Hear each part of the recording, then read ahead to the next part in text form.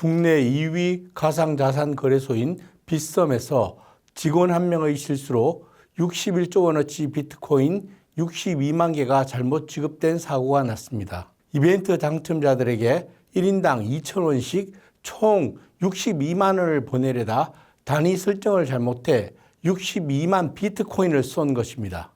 당시 비트코인 한 개 가격이 9,800만 원 정도였으니 클릭 한 번에 비트코인 61조 원어치가 5입금되었습니다. 단위 선택 하나로 값이 1억 배나 달라지는데도 이를 걸러낼 최소한의 검증 장치조차 없었던 것입니다. 2달 전에는 국내 최대 거래소인 업비트에서 445억 원어치 코인을 도둑맞는 해킹 사고가 터졌습니다. 밖으로는 해커에게 털리고 안으로는 어처구니 없는 실수를 하는 가상자산 거래소들의 관리 능력은 낙제점입니다. 금융의 기본인 이중 결제나 상호 점검 같은 최소한의 안전장치도 없이 직원 한 명의 손가락에 모든 걸 맡겼던 것입니다. 더 충격적인 것은 보유하지도 않은 유령 코인이 컴퓨터 클릭 한 번으로 무한정 만들어질 수 있었다는 점입니다. 실제 금고에 코인이 얼마나 있든 상관없이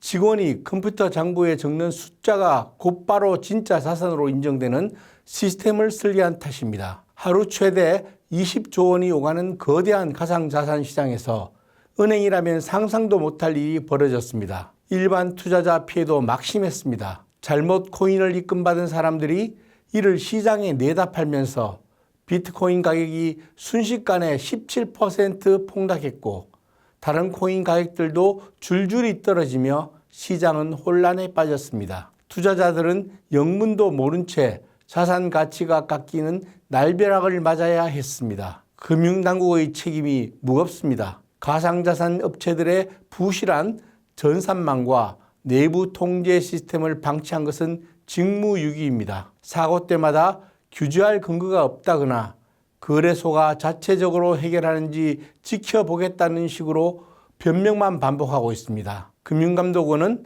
감독 분담금 명목으로 가상자산 거래업체에서 거액을 받아가고 있습니다. 그러면서도 부실한 시스템 설계에 대해선 손을 놓고 있습니다. 법을 정비해 시스템을 표준화하고 사고 책임을 엄중히 물어야 합니다. 외부 감시 체계가 없다면 제2의 유령 코인 사태가 또 벌어질 수 있습니다. 1원과 1억 원도 구분 못하는 수준의 시스템으로 어떻게 디지털 금융을 펼치겠다는 겁니까?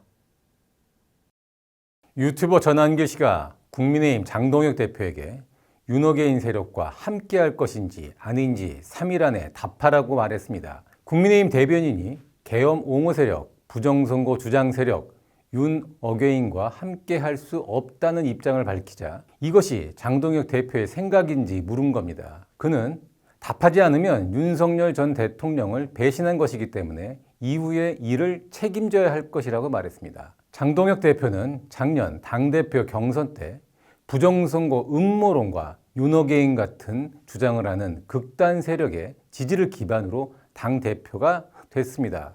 유튜버 전한길 씨는 탄핵에 찬성했거나 윤 전 대통령과의 절연을 주장했던 후보들을 배신자라고 비난하면서 장 대표를 도왔습니다. 장 대표도 한동훈과 전한길 중에 전한길을 공천할 거다. 전한길은 의병이라면서 그를 추켜 세웠습니다. 그러나 극단 성향 유튜버와 그 추종 세력의 지지를 기반으로 당대표가 된 것이 지방선거를 앞두고 당의 외연 확장을 막는 장애물이 되고 있습니다. 전 씨는 누구 때문에 당대표가 됐는지 잘 생각해 보라고 합니다. 이런 주장을 하는 사람이 전 씨 한 사람이 아닙니다. 여러 극단적 유튜버들이 장 대표를 둘러싸고 같은 압박을 하고 있습니다. 집권을 목표로 하는 정당이라면 이런 극단층의 목소리와 상식적인 민심을 균형 있게 수렴해야 합니다. 국민 다수는 윤어게인이나 부정선거 주장에 동의하지 않습니다. 윤석열 전 대통령은 1심에서 내란 우두머리 혐의로 사형이 구형됐고 그의 아내도 1심에서 유죄가 선고됐습니다.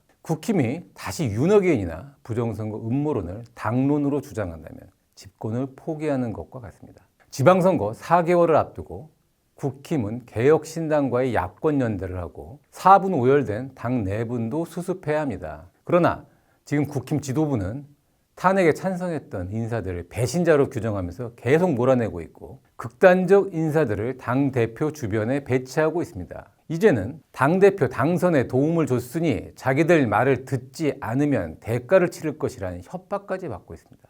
이렇게 되면 계엄에 반대하고 탄핵에 찬성했던 유권자들은 국힘에 완전히 등을 돌리게 될 겁니다. 장동혁 대표는 당을 소수 야당으로 전락시킬지 아니면 수권 가능한 정당으로 변화하는 길로 나설지 결단을 해야 합니다. 민주당이 10일 의원총회를 열고 6.3 지방선거 전 조국혁신당과의 합당 문제를 논의한 결과 통합 필요성은 공감하지만 현 상황에서 합당 추진은 어렵다고 의견을 모았다고 합니다. 민주당 대변인은 합당 제안이 지방선거 압승을 통한 국정 성공이라는 진정성에서 비롯됐다 해도 추진 과정에서의 갈등으로 귀결되고 있다는 상황 인식을 공유했다고 했습니다. 찬성파와 반대파 간 다툼 때문에 합당을 더 이상 추진하기 어렵게 됐다는 말입니다. 정청래 대표는 이날 밤 최고위원회의를 열고 지방선거 전 합당 논의는 중단하겠다고 밝혔습니다. 두 당의 합당 논의는 시작부터 국민을 어리둥절하게 했습니다. 정청래 대표는 당 지도부에도 알리지 않고 합당을 추진했습니다. 이재명 대통령과 가까운 최고위원들이 강하게 반발해 당 회의에도 불참했습니다. 그러자 정 대표 측은 이 대통령 허락하에 진행되는 일이라는 취지로 해명했습니다. 청와대도 민주당과 혁신당의 합당은 이 대통령의 지론이라며 양당 간 논의가 잘 진행되기를 지켜보겠다고 했습니다.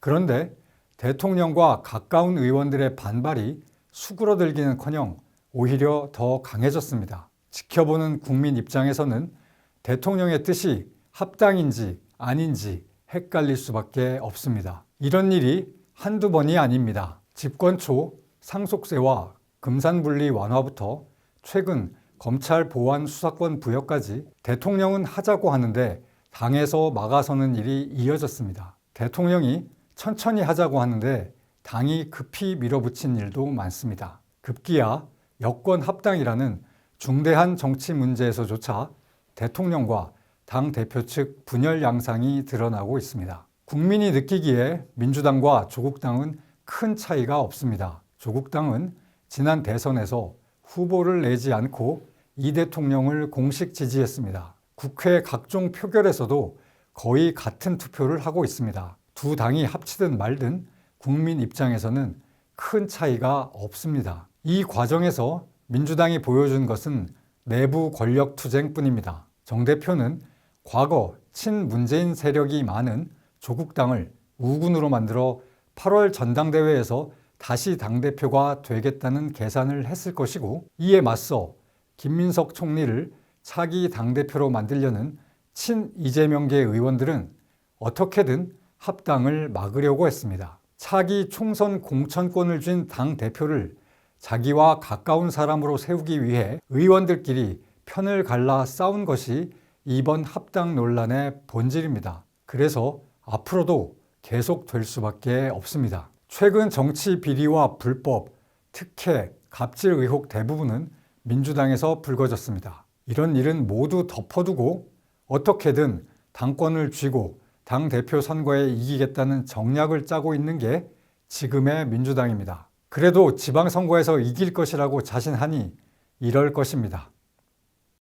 이재명 대통령 사건 공소 취소와 국정조사 추진을 위한 의원 모임이 12일 출범한다고 합니다. 대장동 사건 변호인이었던 이건태 의원이 주도해 민주당 의원 162명 중 절반이 넘는 86명이 참여했다고 합니다. 대통령 정무특보인 조정식 의원을 비롯해 친 이재명계 의원 대부분이 포함됐습니다. 상임대표와 공동대표, 간사를 둔 조직도 갖췄습니다. 그 규모가 실제 활동하는 민주당 의원 모임 중 최대급에 속할 것입니다. 나라 안팎으로 심각한 현안이 쌓여 있는데 대통령 한 사람만을 위한 모임을 만든 것은 국민 보기 민망한 일입니다. 이건태 의원은 이 대통령 재판은 중지됐지만 기소가 사라진 것은 아니다라며 대통령에게 없는 죄를 만들어 족쇄를 채운 채 국정이 운영되는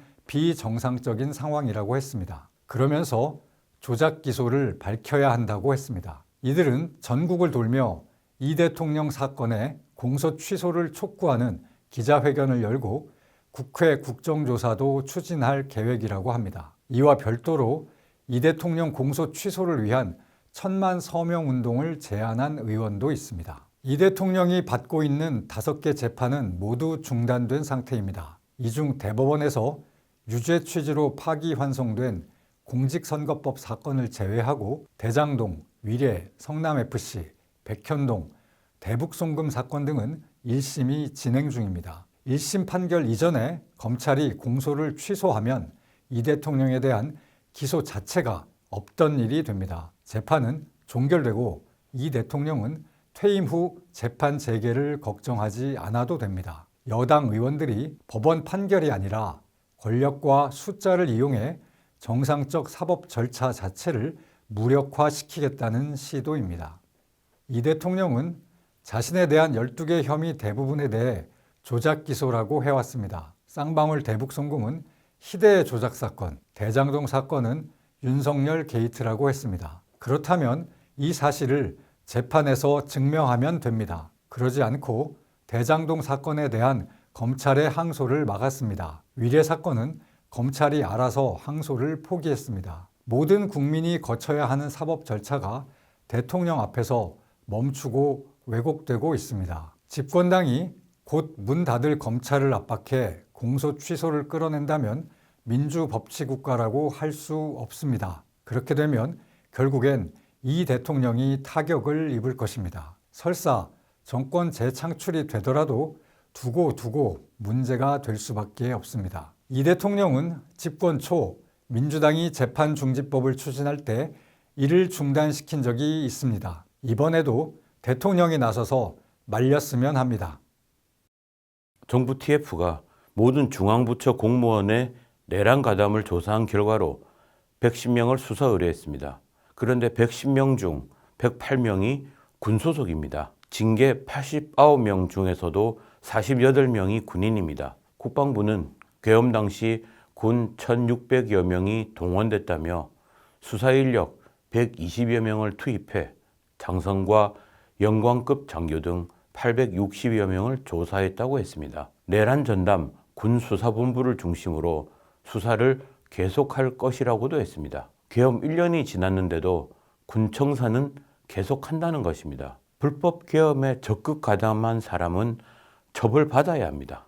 그런데 계엄 사태는 윤석열 전 대통령과 김용현 전 국방장관 등 극소수 주도로 이루어진 것입니다. 계엄 모의에 가담했거나 위법적 명령을 적극적으로 따랐던 장상들은 이미 특검 등에서 수사를 받았고 재판에 넘겨졌습니다. 국회 등에 투입된 군인 대부분은 무슨 명령인지도 어디로 가는지도 몰랐습니다. 지휘관들도 일반 국민처럼 계엄에 당혹해하다가 계엄 해제 발표를 듣고 안도했을 것입니다. 하지만 국방부는 내란 특검이 불기소한 지휘관급 20여 명까지 중징계했습니다. 이날 육군 대장인 지상작전 사령관도 내란 의혹으로 수사 의뢰가 됐습니다. 작년 9월 이재명 대통령이 현역 사성장군 7명을 모두 전역시킨 다음 대장으로 진급시킨 새로운 군 수뇌부인데도 5개월 만에 직무 배제됐습니다. 계엄 당시 1군 단장으로 어떤 병력 이동도 준비하지 않았다고 합니다.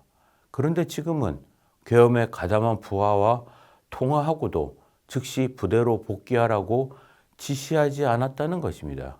이것이 사성 장군을 내란으로 수사하는 이유가 될 수 있습니까? 국방부는 108명을 수사 의뢰하면서 구체적 혐의는 밝히지도 않았습니다. 군인에겐 명령에 복종하는 것이 생명과도 같은 규율입니다. 전시에 명령에 불복하면 처형될 수도 있습니다. 그런 군인들이 한밤중에 영문도 모른 채 출동 명령을 받았는데 거부할 수 있는 사람이 몇이나 되겠습니까? 반드시 경중을 가려서 책임을 물어야 합니다. 계엄 사태로 군은 이미 많이 흔들렸습니다. 그런 군을 정치적 목적으로 또 흔드는 일은 이제 그만둬야 합니다. 정부 TF는 행정기관이 위헌, 위법 지시를 걸러내지 못했고 공직자는 관망했다고 지적했습니다. 지금 정부 여당이 밀어붙이는 법 왜곡죄, 재판소업법 등은 위헌 소지가 큽니다. 정부 논리는 이를 적극 거부하지 않은 공직자도 나중에 처벌 대상이 된다는 것 아닙니까?